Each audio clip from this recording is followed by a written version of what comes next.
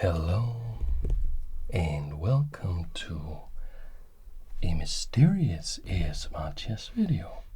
What's going on with my board? Why are all the pieces like this? Well, Ooh. hello. Oh my god. And welcome to this position that I have set up for you.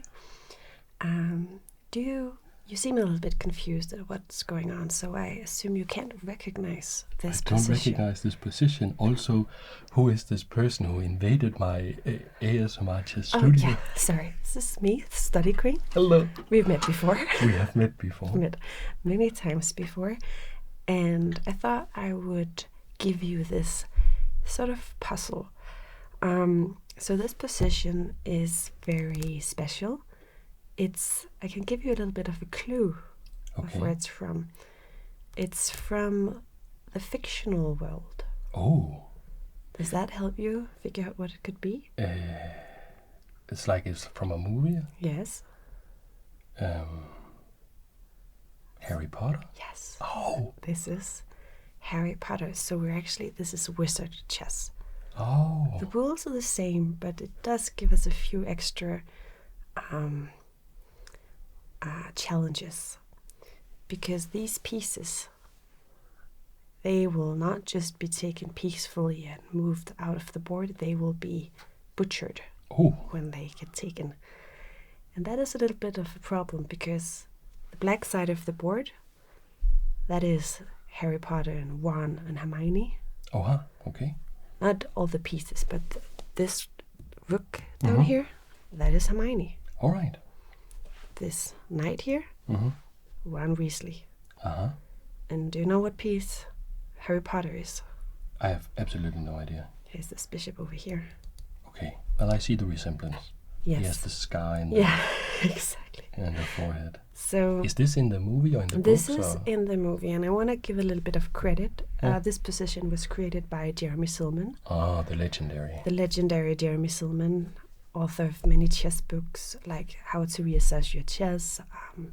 He has a lot of good lessons on chess.com that I have taken. I think positional chess is something that he was very good at explaining. He created this position for the Harry Potter movie. It's hard to really tell just by watching the movie what's going on, but you can actually see hints of it. And he has then wrote an article about the position that he created. So here... That is ultra cool. That's very cool. Here it's actually White's turn, but I can just ask you to kind of give me a little bit of a summary of like what's going on here. How do you think our friends are standing with the black pieces? It seems super duper chaotic. Yeah. Also, just a little question is why I can't remember why they are playing chess in the movie. Oh yeah, that's a good question. So they are right now on their way to find the Philosopher's Stone. So they have crossed Fluffy, the three-headed giant dog, and they have caught a key from Harry has been flying around in a broom, finding a key, and now to go to the next room, they have to defeat these magical chess pieces. Okay, and probably defeat Voldemort in the end. Yes, exactly. So the biggest challenge is still ahead of them, but for now they just have to play chess. And here you can see that they're actually down a queen. Yeah. But Ron Weasley, who is like the brain behind this, Ron Weasley over here, he didn't sacrifice the queen for just nothing. We don't know exactly how the queen sacrifice happened, but we can see that black has a bit of material for the queen and that this king is quite vulnerable. Looks like checkmate. Yes, true. If black were to move, this move would be checkmate. And that would be amazing because we don't really want to sacrifice, especially we don't want to sacrifice Harry. But we also prefer to not sacrifice Hermione. But White is to move, and the enchanted pieces, they took this pawn and thus covering the h3 square. And you're giving this to me and I'm giving this to you and saying how did Ron Weasley here find an idea of how to checkmate white? And a little bit of an extra challenge. You can sacrifice Ron if necessary. He doesn't literally die from being sacrificed. Yeah, because Ron Weasley is actually riding a giant-sized knight, so he probably won't die if he's taken. You can absolutely not sacrifice Harry. That's very important because Harry is the one who should defeat you know who. So he has to stay alive. Okay. And Hermione down here, if you must sacrifice her, I would prefer it if you didn't. Okay, you would prefer if I didn't? Yeah, I would prefer if you didn't sacrifice her. Okay. Okay, so I have the checkmate thread that is currently being stopped. So if I could play this without queen takes knight, that's checkmate. Yeah. So I can force the queen to come here. Check, queen takes. Yes. Then, I mean, if I could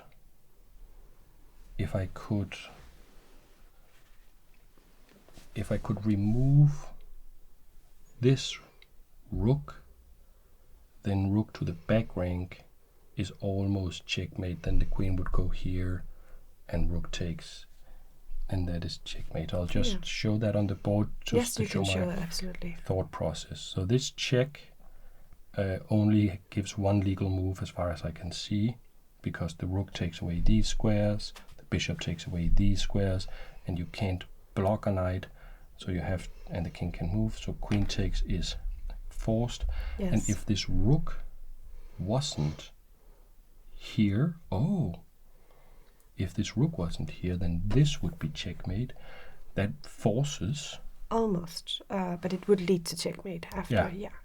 Here, and then rook takes queen. Yeah.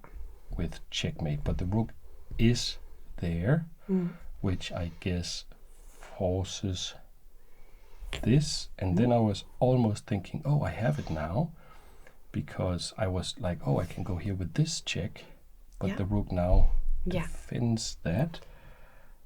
But you're getting the right ideas. Is there a way I can sneakily... So I can't sacrifice Harry. No. So is there a way, like some of these puzzles have like a lot of like if I went here with the bishop? The thing is that I made a mistake earlier. White is threatening also, for example, knight here would be very dangerous. Yes, very close to checkmate. Yeah, at least you're sacrificing Hermione. Yeah, okay. So okay. So yeah, I this reset. was not the move. Yes, let's reset. I have the queen hasn't captured here yet. So Ron is still here. Ron is here, and the queen, is she here or here? She took here, and then there is a rook, a black rook. Let's just double check. I think it's here. Yes, this is the position. Because just a moment, I'm just gonna. Okay. Yeah. So in this position, you must look at other moves, then immediately playing here. Also because if, one is by far the best chess player in the group. So if he sacrifices himself, Harry and Hermione must have a very direct way to win, because they can't calculate all this by themselves. They need his advice. Yeah. They need very clear instructions on how to win if he sacrifices himself. So the next thing I'm thinking about is to try to utilize the mating ideas we just saw, but then say, for instance, I know that this queen cannot really easily move away from the defense of this. So if I were to play something like this, it's also protected by the bishop, but now of course it blocks this bishop, but I was thinking like takes again, here. You're getting in the right direction. Unfortunately, Harry is lost. Yes. So maybe this. Okay. That is a little bit clever. At least a little bit. Harry cannot be taken right now. Okay, let's be a little bit. Actually, Harry could be... Wait a minute, is the book there? Let me just check if the book is there. No, sorry, the book is here. We moved it, I think, after... so the book is here. So that means Harry cannot be taken if you place your book here. So if I do that, I am kind of forcing queen takes rook, I think, because otherwise this check looks very, very deadly. So let's say I do that and I play queen takes rook. Now this check doesn't work because the queen covers that square. But let's look at it anyways. So I give this check. Yeah. But that sacrifices Harry though. Yeah, exactly. But if it was normal chess, would it then work? It looks like this is mate. Yes. So if we were just playing regular chess, you could absolutely sacrifice the bishops. One thing that Jeremy Sylvan teaches is to reverse the move order. And I was thinking about rook here first or rook here. I could also consider moving the knight here first, sort of protecting Harry a little bit. And maybe that's kind of good. It doesn't carry a huge threat though. Is the problem, I feel. You're absolutely right that reversing the move order is often the key to solve these kind of puzzles. The first move that you looked at, or the second move maybe, but putting your rook here, what kind of benefits are there to this move? There's especially one. I think like it vacates this square. Yes. For the bishop. Yes. That was what you were fishing for? Yeah, that was my point. So let's say we start there and force queen takes, rook. And this is where we had a forced checkmate sequence. We could go here, force the queen to take, and put one here, but then we sacrifice Harry. But we could reverse the move order. Yes, exactly. So we sacrifice Ron because he is allowed to be sacrificed, and still this forces queen takes. Yes. Here. And, okay, the queen can sacrifice herself.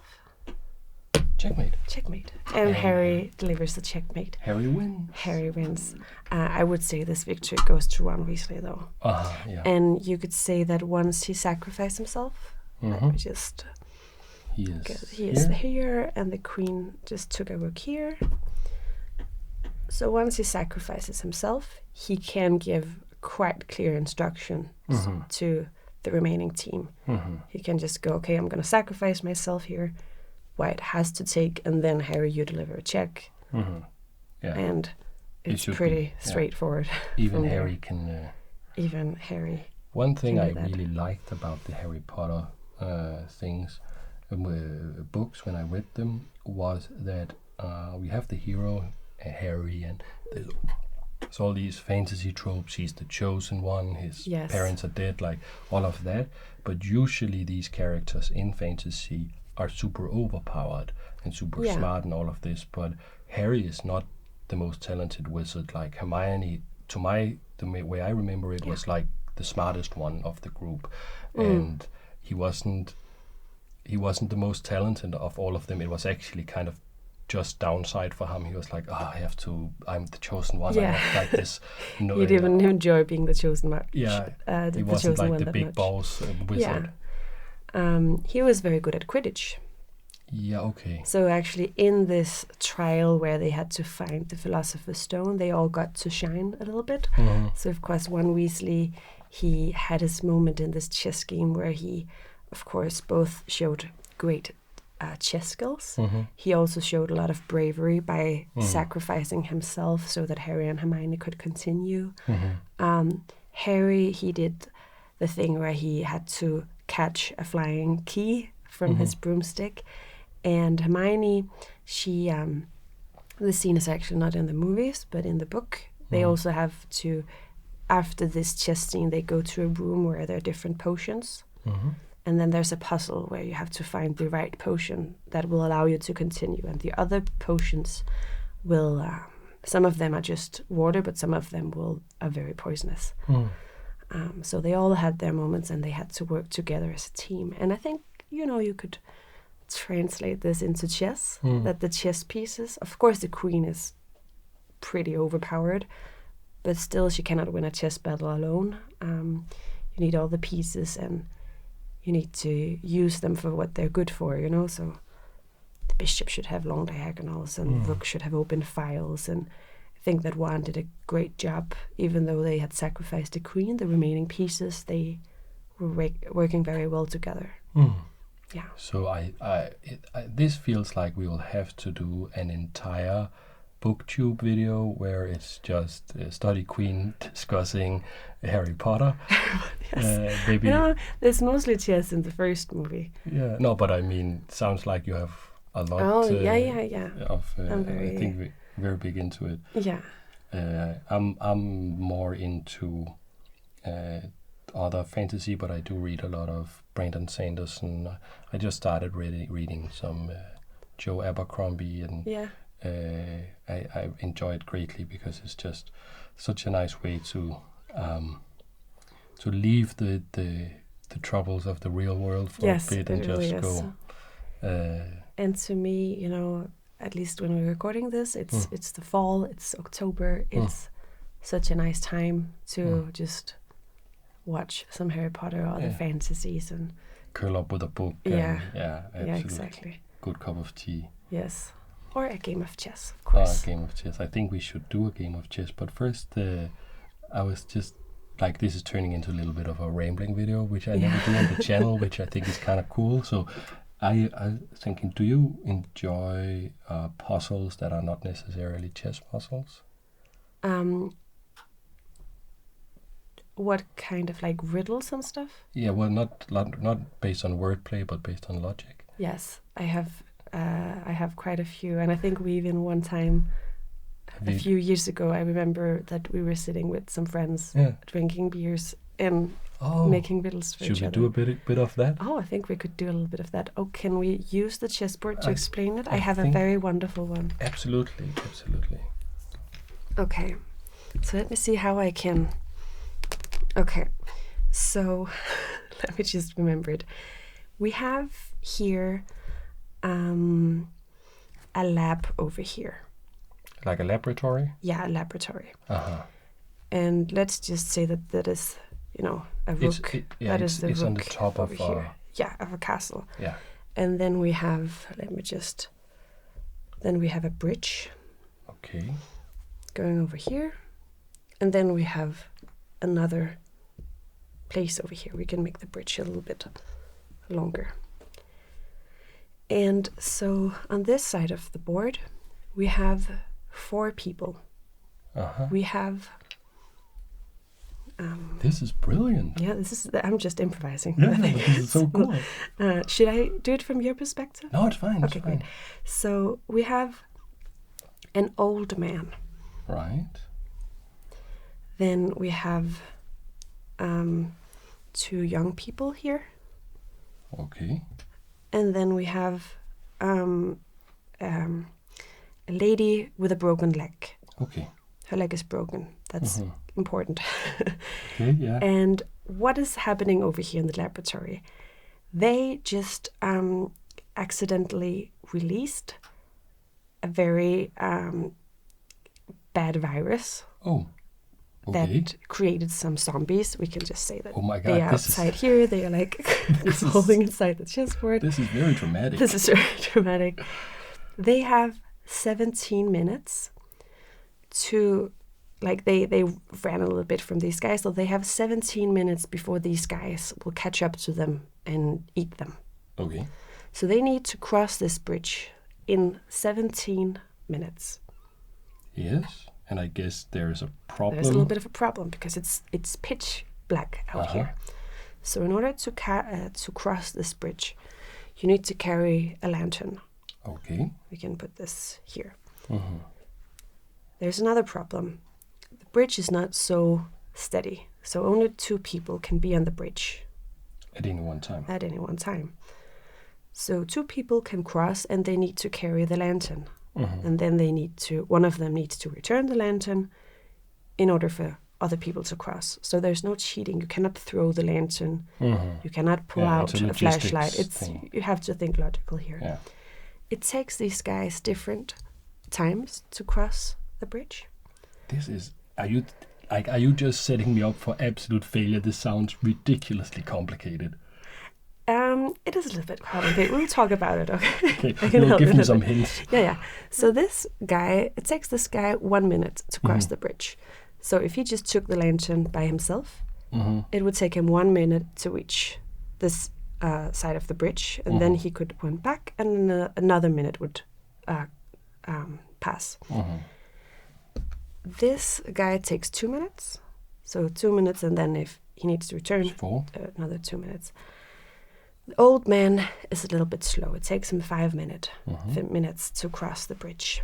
And the lady whose leg is broken, she only has one working leg. It takes her full 10 minutes to cross. So you can say that if she crosses the bridge, 10 minutes will have passed. So she can, of course, She's probably not going. She should not go twice on the bridge.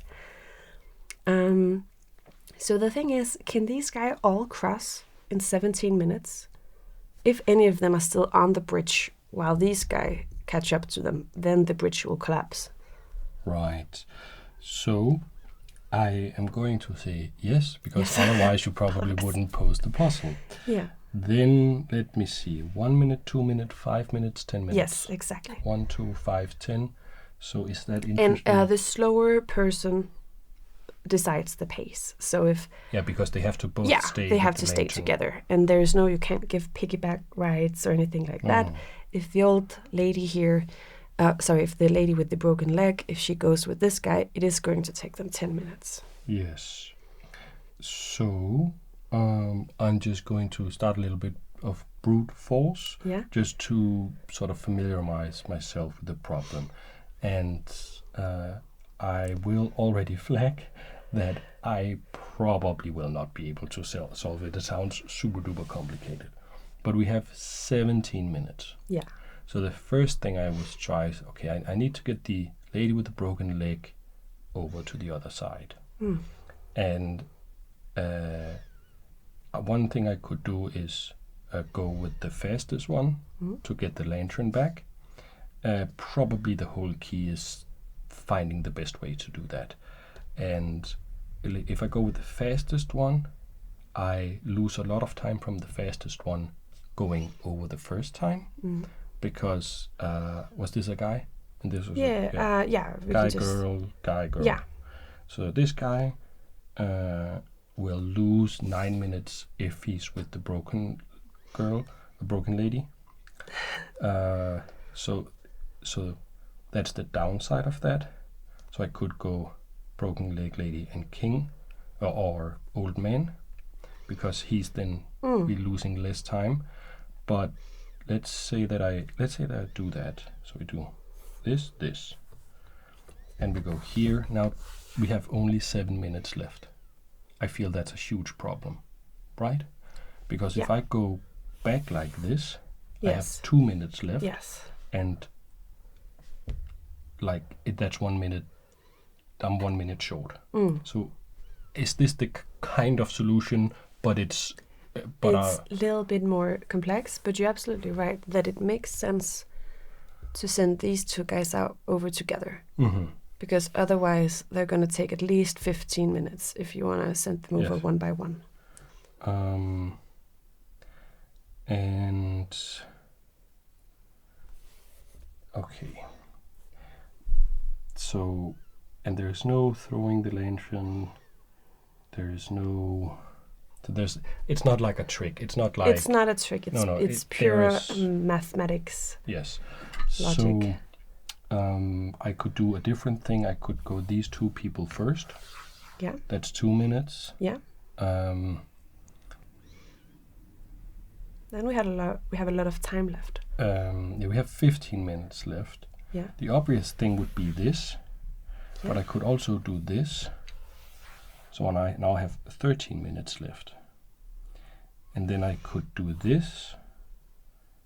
And then I could do this. Now I have, wait a minute. Now I have, that's 10 minutes. Yeah. No. I have 3 minutes left. So that's, no, that's not enough, but that's close. Because this, I have 1 minute left. Wait.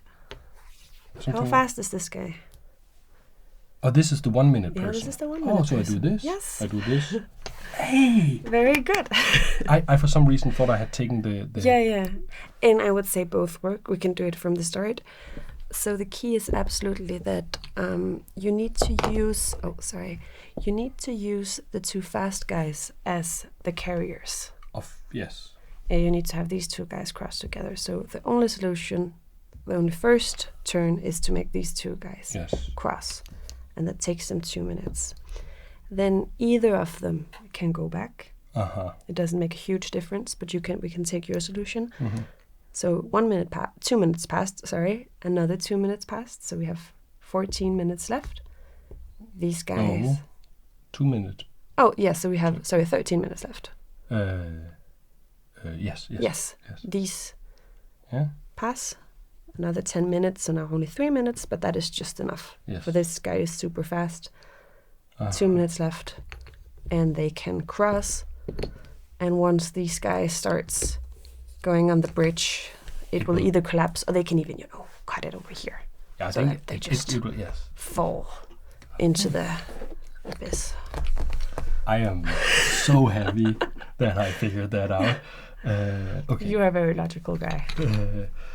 Also very emotional, but I don't think necessarily those are I don't think they are the dichotomy, rationality and emotion that people make it out to be. Now it's my go. Oh. Okay. So I get tested now. Yes. And also you will have to do an IQ test. Oh, really? No, but I actually did one on I the saw channel, that. and but it was like it wasn't accurate. But I'm not sure. Like it didn't do very well. I don't think people they're here for the chess. But now we just. I hope they will like the riddles. Yeah, and if they don't, it's. We're having fun. We're having fun, and that's also okay. So you are. Let's say there is a slot machine. Yeah. That where you have to put in a coin. Yeah. And get a candy bar that you really want. Yes. You want the candy bar. Something with chocolate. Yeah, some nice chocolate thing, something like that. And but you have been on some adventure where you have looted some gold. You have 9 gold coins here. Okay. But you looted this gold from some very devious goblins or something. Okay. So you know that they're actually all fake except one of them. Okay. And this one. Yes, and but they're all, to your eyes, they're all black. Okay. So you can't see which one it is, and you have to figure that out because that's the only one that you can put in the slot machine, and that will. Can I go like this? You can do whatever you want. So like, was it 8 or 9? It's 9. 1, 2. Okay, like this. Yeah. Great. So you have to figure out, because only if you put the wrong one in the slot machine, it will jam, it won't work. Okay? And then I'll give you some tools to figure this out. Yeah. And the tool is a piece of knowledge and an actual tool. The tool is like a scale, like the ones that an old-fashioned. Yeah, that will say if something is balanced or not. Yeah. That's the only thing you have, and then you have the knowledge that the coin that's not fake weighs a little bit more than the rest. Okay. And that's the only difference. You cannot tell by sight, and you cannot you have to use the scale. And unfortunately, I own the scale represented by the Dark Lord. Okay. And sounds evil. Yes, I am very evil. That is also what they call Voldemort. Yeah, of course. He who cannot be named or whatever. Yeah, you know who. You know who. Yeah, and I charge like $100 for every time you want to use and I accept That credit seems card. a And you little have bit your overpriced. yes. But okay. So you want to use the scale as few times as possible to save the maximum amount of money. So what is the fewest times you can use the scale to be absolutely certain that you have the right coin? Okay. So there is the very tedious way of just measuring one coin against each other, saying start with these two. If one of them weighs more, then that is the real gold coin. So how many? And I could get lucky, I could get lucky that on the first try one of these were the real coins. With the real coin, then I could, do another two, another two, 1, 2, 3, 4, and then if none of those weighted more, I could conclude that it was this one. Yeah. So that is 4 tries. That seems a little bit excessive. I think there's a faster way to do this by grouping them. So let's say we did 3 versus 3. I think maybe this is smart. Let me just think. If one of these, if they didn't weigh the same, I could take the pile that weighted the most and conclude, like, if this weighted more, if the scale went down over here, I would know that it would be one of these 3. If this side weighted more, I would know that the gold coin was in here, and if they were the same, it would be my final pile here. So in this way, you are going to reduce to 3. No matter the result. No matter the result. Then I could... Oh, yeah. Let's say that this. Then I would just weigh 2 against each other, and I would use the exact same principle. On each side of the thing. Each side of the thing. If this side weighted more, it would be the gold coin. Same with this. And if the scale was the same, this would be the gold coin. And I could do the same method for the other pile. So that is 2 and tries. That is the answer. So can we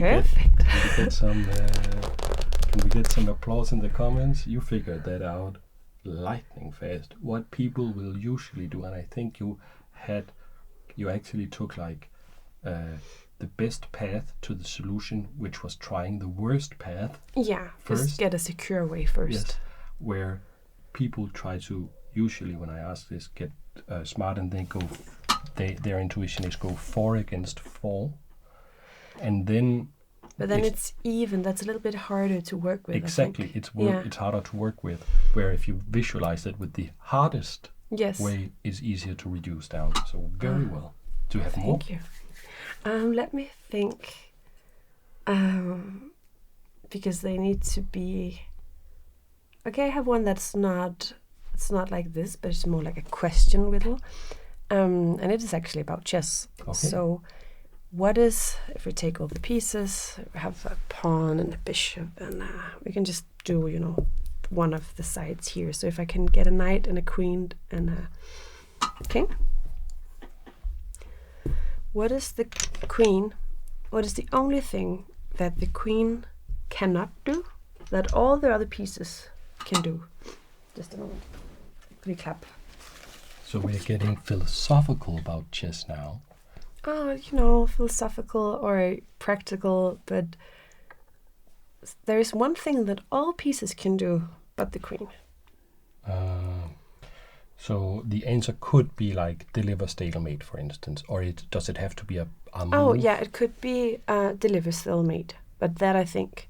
Yeah, I know. Or give a check, or take a pawn, or make a fork, moves like this. So all other pieces except the queen. So what is... and I can just, one of the things that's not the solution is, let's say, make a fork. Yeah. All the pieces can make a fork. Like if these 2 knights were here, we could see that a pawn can deliver a fork. Sorry. The rook here is also making a fork, or some might call it a double threat, but it's the same principle.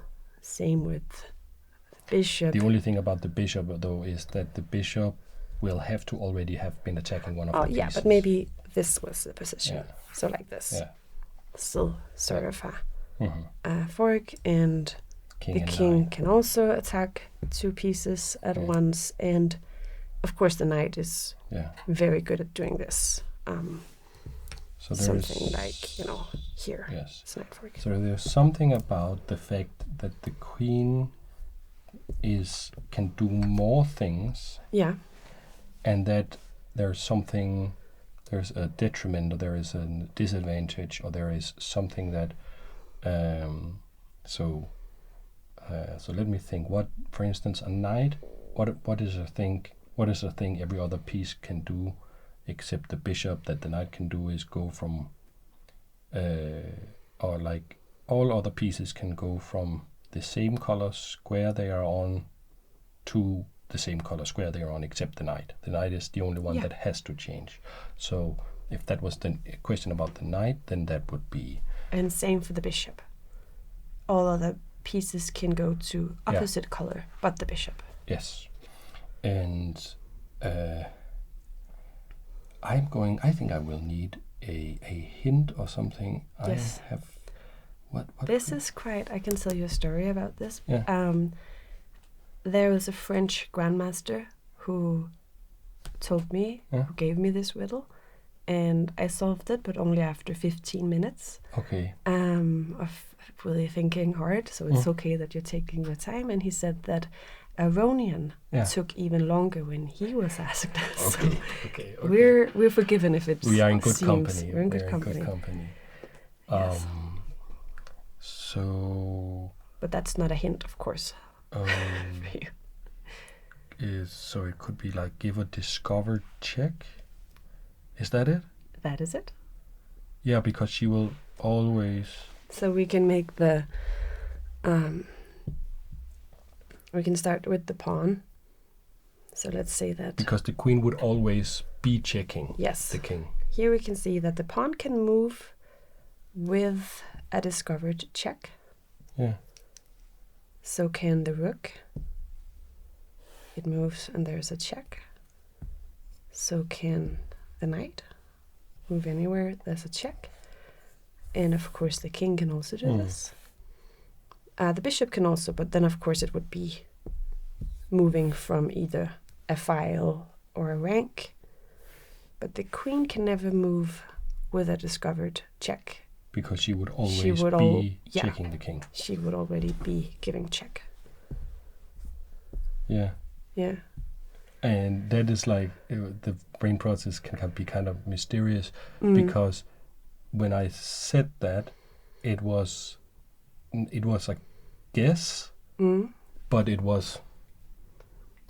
but for some reason it felt like, oh, this is the kind of thing.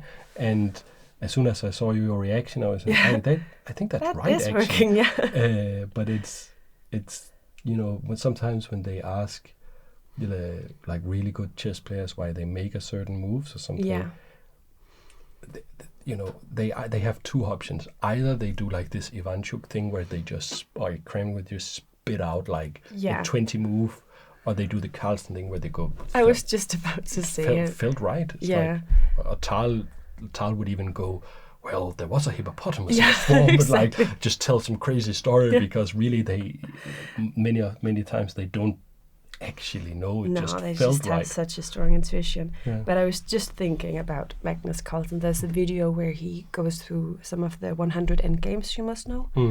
And I think it's John Bartholomew who is asking the questions, and he's asking like, oh, so you know about these 4 squares, or you know about this sort of pattern? And Magnus Carlsen goes, no, I don't know. I just know. I don't know the rule or the principle, but I can see the chessboard, and it just seems so natural to him. Yeah. I have a couple more. I would love to solve riddles. I think we have about like 5 minutes left before we have to do the next video. Perfect. The trash talking. Then there's a little bit of a time limit for me to solve the... Yeah, but okay, so this one is one of my favorite ones. Okay. And this this took me a long time to figure out when So I have 5 minutes. and you have 5 minutes, but I will give you some hints. Okay. And maybe it's finding the right idea. Yeah. This one. So you have 2 pieces of rope. Of rope? Of rope. Yeah. This is one piece of rope. And there's another piece of rope that's different. Yeah. It has, as you can see, the width of the rope. This one is uniform and it has this length. And this piece of rope is a different length and actually also like the width varies. Yeah. So it's not even. Yeah. And then you have a lighter that I thank brought. you. We did not prepare this. Is it working? It Yes. is working, great. But please don't torch I will not set fire in this chessboard. Fire on board. Yeah, Name a book. Oh, yeah. Who Fire wrote that? on the board? Who wrote that? Can you give me a hint? Russian guy. Starts with an S. Tactical. Was denied a world championship against Kasparov. Shirov. Shirov, oh, of course, yeah. If anybody made fire on the board, that was Shirov. Anyways, you have the lighter. Yeah. You have these 2 pieces of rope. Yes. And then, as you can see very clearly, you have an oven over here where you want to bake a cake. Oh. And but your clock is broken, and you want this cake you want to put. Here is the cake that you want to put in the oven, and you want to have in the oven for 45 minutes. Okay.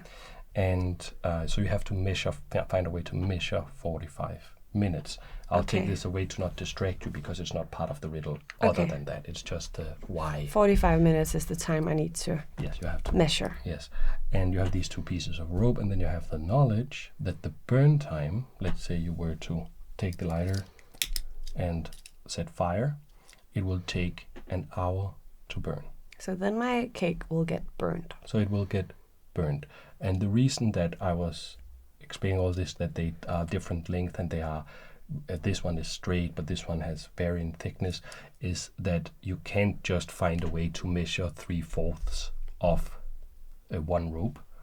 And because maybe this rope here will take 5 minutes to burn all this, and then it will just take 55 minutes to burn the rest. But how do I know how long this rope burn in? 1 hour each. 1 hour each, okay. And I cannot measure this rope because it's even. Yeah, you're not sure it's even. The only thing is, total burn time is 1 hour, one end to the other.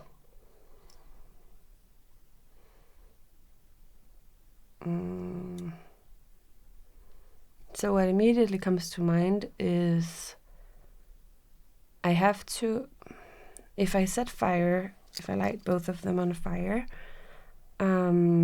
I think I'm losing some control over this. I think I need to only set fire to one of the ropes. I'm not sure why, but something about keeping one rope intact at first seems like a good idea. They both take an hour. Mm-hmm. So in the interest of being able to solve this in the next 5 minutes, it took me 45 minutes to solve it the first time I got it, which I was like, that's kind of funny. Could I set it on fire multiple places? Yeah. Like I could, for example, set fire in the middle. I don't think that's but I could set fire to both ends, for example. What would that do? That would speed up the time to half an hour. Uh-huh. Oh, okay, wait, this is smart. But it would do that for both of them. So if I set fire to both ends of this, it would definitely take half an hour. Uh-huh. But then I would need... Wait a minute. Half an hour. Then I would need an extra 15 minutes. If I set...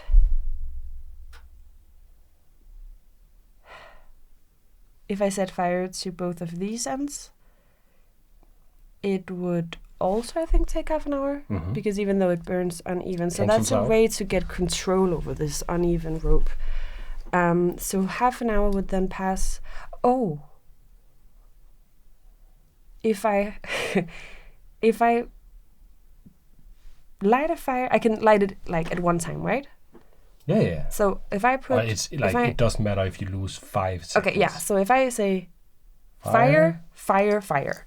Yeah. Then I wait half an hour. In half an hour, this will be gone, and this will be halved. And then once this is gone, trish, and then 15 minutes. And there you have it. That is amazing. Yeah, that's a great one. It's cool, right? And very cool. Very fast you did it. So thank you very much. Thank we you. have a little time thing. So we will have to play a little bit of chess with some trash. Yes, I look forward to that. Yeah. So thank you to everybody. If you're watching, let us know in the comments if this It took a little bit of a turn. took a little bit of a turn. It's like the most casual thing I've ever done, but it was very fun for me. Yeah. So thank you very much for watching. We hope that we will see you in the next video. Thanks for watching.